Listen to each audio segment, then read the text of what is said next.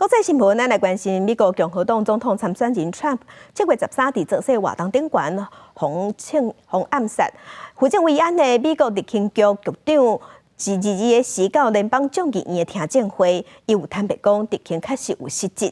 伊嘛表示，伫发生枪案进前，伊捌接过2届至5届有科技的人员来通报。也若面对议员要求伊爱死这落台，伊是回应讲，伊有责任找出这件代志的真相，来避免这款代志搁再发生。On July 13th, we failed.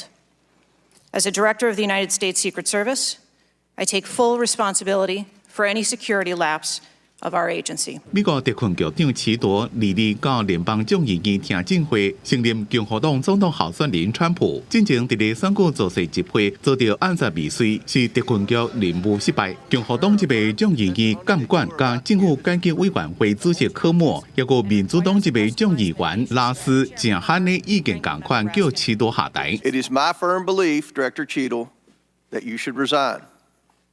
However, in complete defiance, Director Cheadle has maintained she will not tender her resignation. I will be joining the chairman in calling for the resignation of the director, just because I think that this relationship is irretrievable at this point. 不过齐多唔轻视，亦个讲，伊认为伊是目前领导特勤局的最佳人选。不过齐多也承认，伫枪击发生之前，当地执法部门就发现凶嫌有提7具疑。不过伊强调，一直到开枪之前几秒钟，凶嫌才被当作威胁。How many times was the Secret Service alerted about a suspicious person at the July 13th campaign event prior to the first shot being shot? From what I've been able to discern, somewhere between 2 and 5 times there was some sort of communication about a suspicious individual.